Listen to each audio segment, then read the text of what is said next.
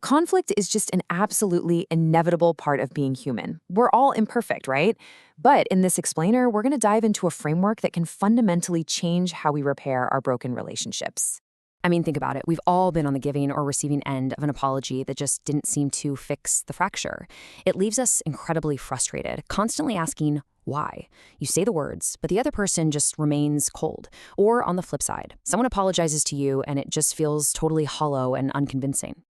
Well, the answer actually lies in this brilliant book by Dr. Gary Chapman and Dr. Jennifer Thomas. Now, you likely know Dr. Chapman's famous work on love languages, but it turns out apologies have distinct languages too. It's a game changer, because if you aren't speaking the right one, your message simply won't get through to the other person.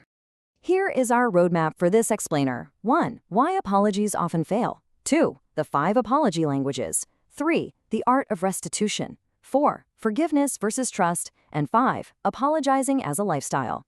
Section 1. Why apologies often fail. It is so fascinating to see how a fundamental sense of ought, basically the human conscience, is universal, even if moral standards vary wildly by culture.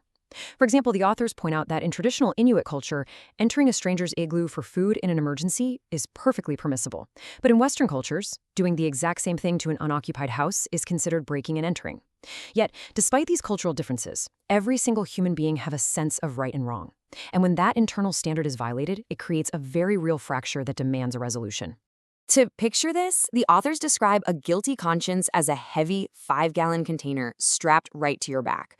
Whenever you wrong someone, it's like pouring a gallon of guilt straight into that container. 3 or 4 wrongs, and you are getting incredibly heavy with shame. Without a sincere apology to effectively empty it, that resentment just sits there like a massive, invisible barrier between people. The only way to drain it is to take responsibility. Section 2. The 5 apology languages.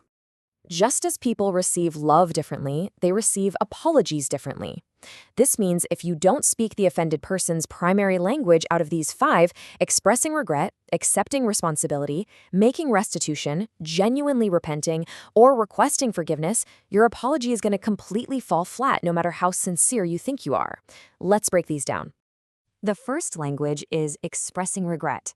This focuses purely on conveying a sincere, emotional sorrow for the pain your actions caused the other person. We're not talking about a flippant, hey, my bad here. It's about showing true empathy.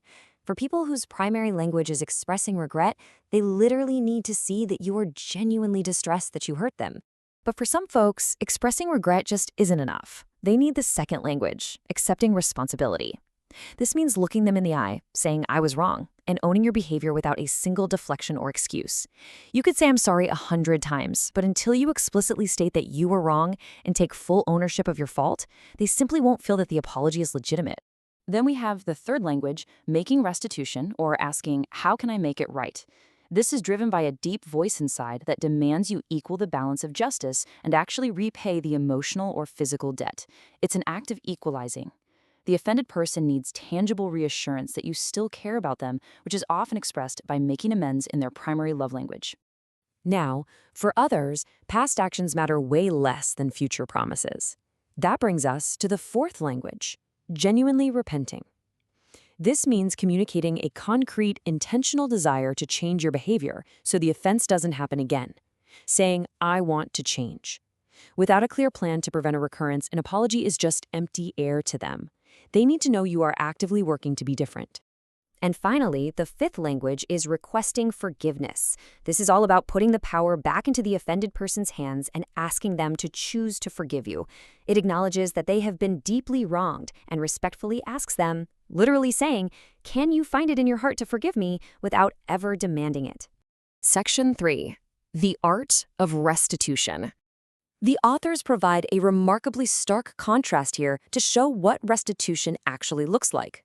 On one hand, a thief in Ohio stole a Salvation Army kettle, but returned it 2 days later with the $130 he took, plus extra money for a new bell and a note asking for forgiveness.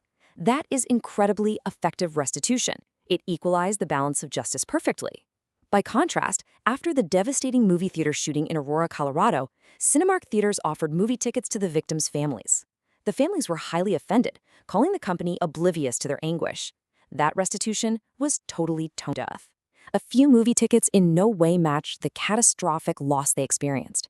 Restitution absolutely has to make up for what was lost. Section 4. Forgiveness versus trust. Okay, it is absolutely critical to understand the difference here. Forgiveness is a moral, cognitive decision. It's something you can extend in an instant upon hearing a sincere apology. But trust is a visceral, gut-level emotion that has to be carefully rebuilt over time. The authors brilliantly describe trust as a tender plant. It's that core confidence that you won't knowingly be hurt again. So you can fully forgive someone today, choosing to turn toward the good in the face of wrongdoing, while still requiring significant time and evidence to rebuild that trust tomorrow. Section 5. Apologizing as a lifestyle. The source material presents a really powerful vision. What if we built a culture where we abandon the instinct to blame or deny and instead make sincere, effective apologies a daily way of life? The authors argue that if we did this, relationships would be truly authentic, failures would be dealt with openly and honestly, far fewer people would turn to escapes like drugs or alcohol just to avoid the pain of broken relationships. There's this great quote from Albert Einstein mentioned in the text. Sometimes what counts can't be counted, and what can be counted doesn't count. It perfectly captures the profound truth that authentic relationships and emotional health are far, far more valuable than your pride or just being right. Holding on to pride, keeping score, maintaining a tough exterior, those are things you can easily measure. But peace, vulnerability, and true relational health, those are what actually count in the end. So let's wrap this up by thinking about your own relationships. Think about your own apology language. Ask yourself, how might things change if you truly learn to speak the language of those you've wronged? What would your world look like if you learned to apologize effectively?